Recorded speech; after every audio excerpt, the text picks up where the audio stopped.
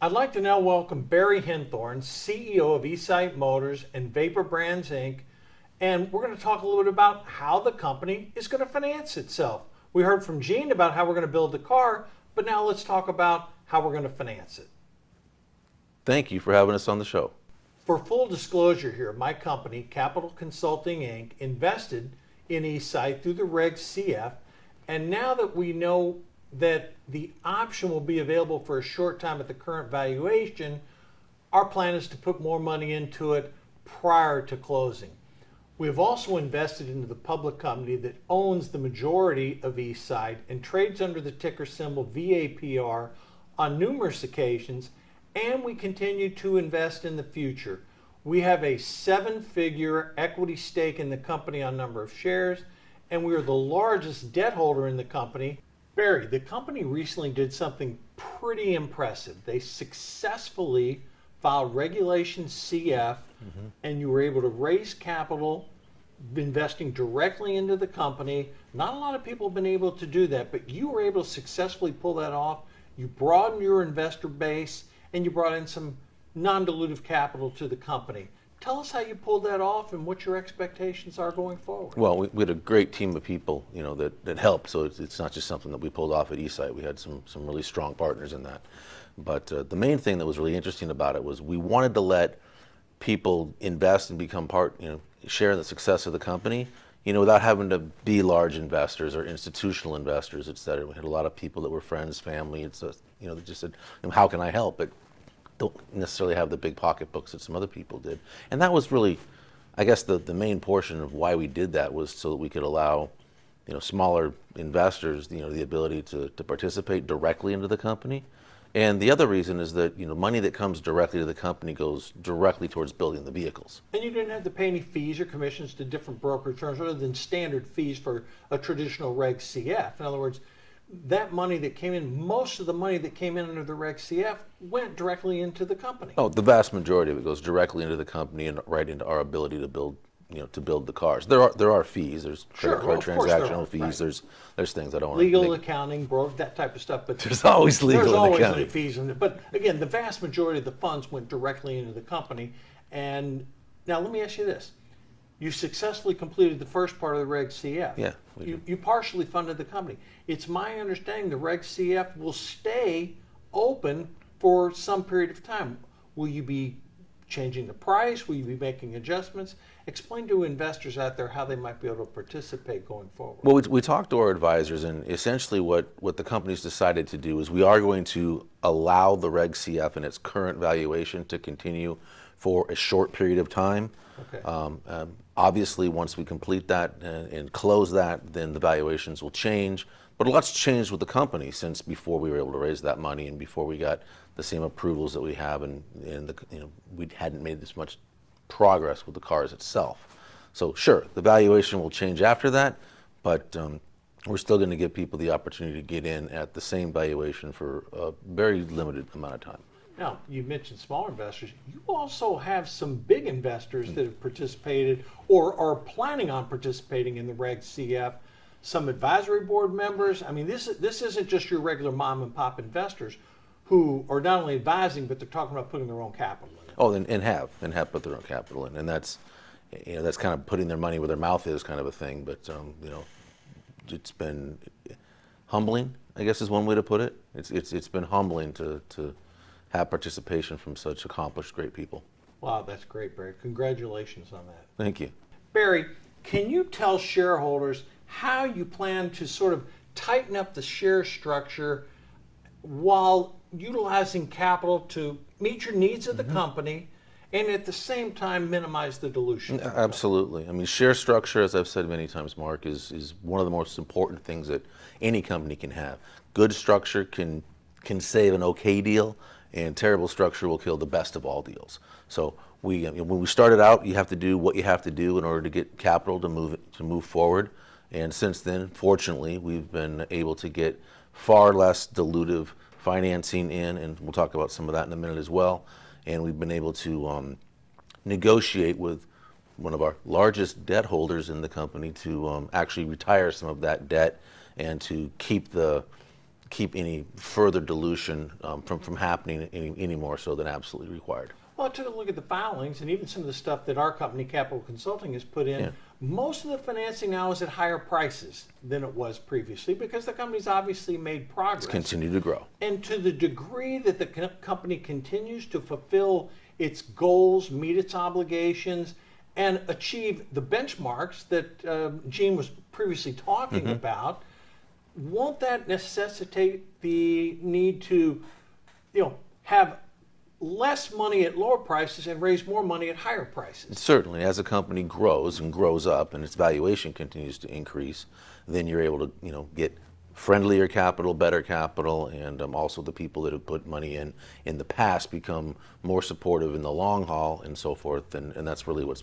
been happening recently. And again, the nice thing, all of your debt is fixed convertible debt. There's no floaters out there or anything like that. Oh, no. Yeah, everything is fixed rates. And as you start achieving your goals, you're going to have a whole new investor base that's going to open up to the company. Not to mention that, but you also have members of your advisory board that have talked about making significant capital investments as the company achieves some of its objectives. Certainly, and as we continue to progress, and the things that Gene touched on in the last time that you spoke with him, we're moving down that pathway, and capital is becoming much easier to obtain, and at much more favorable. Well, I mean, that's saying something, because capital's on small cap companies, it's never easy to do it, but the fact that you've been able to expand your investor base, you're able, as you mentioned, pay off a little bit of the old debt, get some of that retired, and again, the goal, subject to market conditions, of course, and subject to trading and equities and the overall market conditions, because let's face it, one company can't be an island out there depending upon the overall direction of the market and of the over-the-counter market, which is where VAPR, which owns E-Cite, trades. Certain factors have to go in your way, but you've at least laid out a roadmap that your investors can see. And boy, I got to say, the fact that you can have people on your advisory board that have given you verbal, not written commitments, but verbal commitments that upon certain objectives being achieved, you may not have any capital issues going forward. Well, it's not just people that are on the advisory board. I want to be clear about that. I mean, some of those individuals have, committed some capital and so forth, but we've actually been extremely fortunate, and very, very recently, as in this week, to have brought in some other commitments from people that are not on the advisory board, but are very strong supporters and want to see the company succeed. These are high net worth individuals that have a vested interest or a future interest in wanting to see E-Cite through VAPR go to the next level. Yeah, I mean, and frankly, it's people that are just very interested in what we're doing because they're interested in what we're doing, not because they think necessarily that this is, I mean, they don't need money, so it's not that this is something that they're going to try to invest in simply for a return. The return comes from watching the vision come to fruition.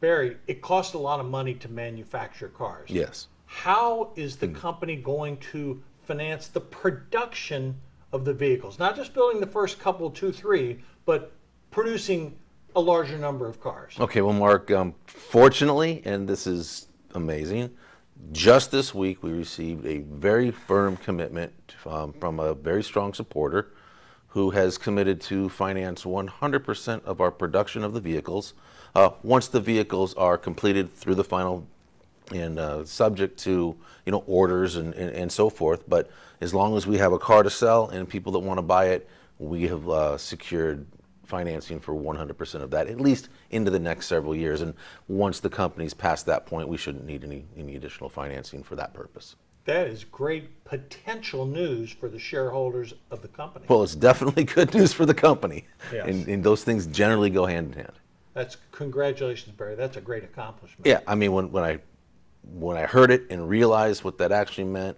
it was one of those moments where it just takes a company from, kind of churning along to knowing, hey, I just got to get to this point and we're going to make it. So the key is getting to that point. In other words, once you hit the initial goals that we've talked about throughout the show, then it's almost like, hey, a wealthy guy is going to stroke a nice check and you're going to have the capital you need to build beyond the initial production. For the production, yes, for the production. Right. Absolutely. Yeah. Well, that's the value of having high net worth individuals who are close to you, Barry. You've done a good job with that. And Well, the key is hitting your initial goals so you get to that point where you bring in the high net worth guy who can help you going to the next level. certainly. Now, we still do need to get to that point. Sure. I want to be clear about that. Yeah, absolutely. But, we're pretty excited. That's fantastic news. Congratulations. Oh, well, thank you. Anything else you can share, literally no pun intended, share with shareholders who might be viewing this about your plans for the future? Well, I mean, we definitely want to keep dilution at an absolute minimum. As capital comes in from these other sources, we do want to retire some of the older debt, and we've already made arrangements to begin to do that, and we'll continue to do that.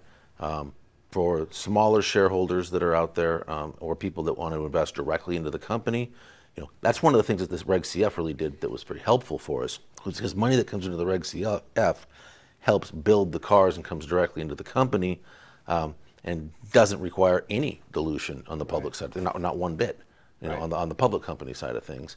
And with the commitments that we've recently received, it doesn't look like we're going to have to lean on that side very much at all.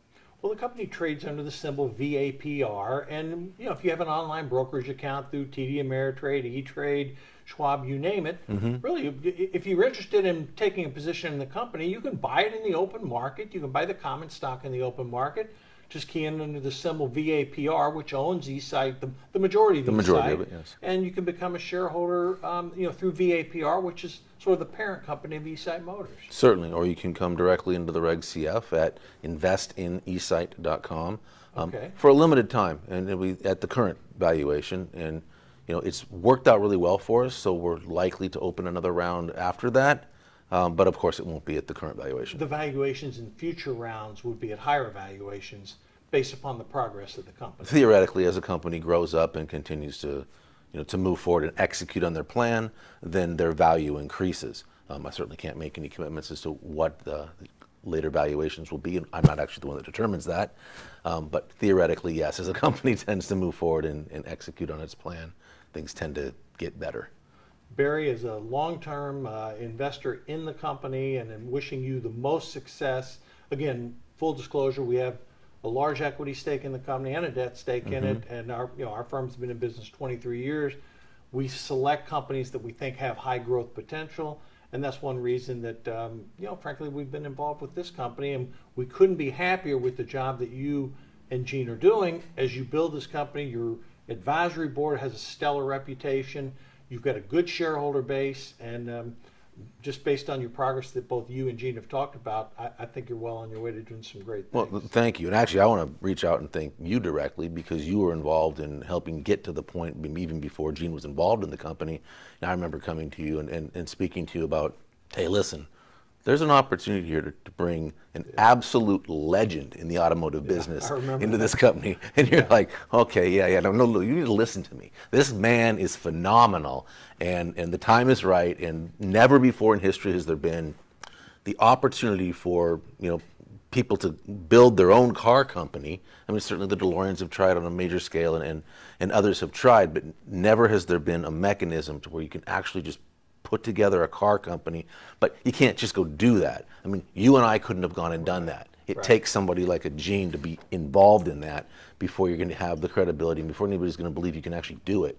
And my God, after working with him for a little over the year now that we've been doing, I'm amazed not only at the quality of the designs that have come up. I've learned so much about how things are really done in the automotive world at a high level, and certainly he's been able to work with Porsche and all the rest of them. I mean, his credentials go without saying. So I appreciate you believing in this even before he agreed to come on board, and without that, we wouldn't have been able to get him on board. Well, it's like anything else. It's been a win-win situation, because I look back at where we were a year ago and now where the company is now. The strides have been enormous, and like any investor, we want the company to go to the next level so that new investors can come in and take advantage of that. So thank you very much, Mark. And speaking directly to the shareholders, please, you can reach Gene at gene@ecite-motors.com, or me personally at CEO@ecite-motors.com.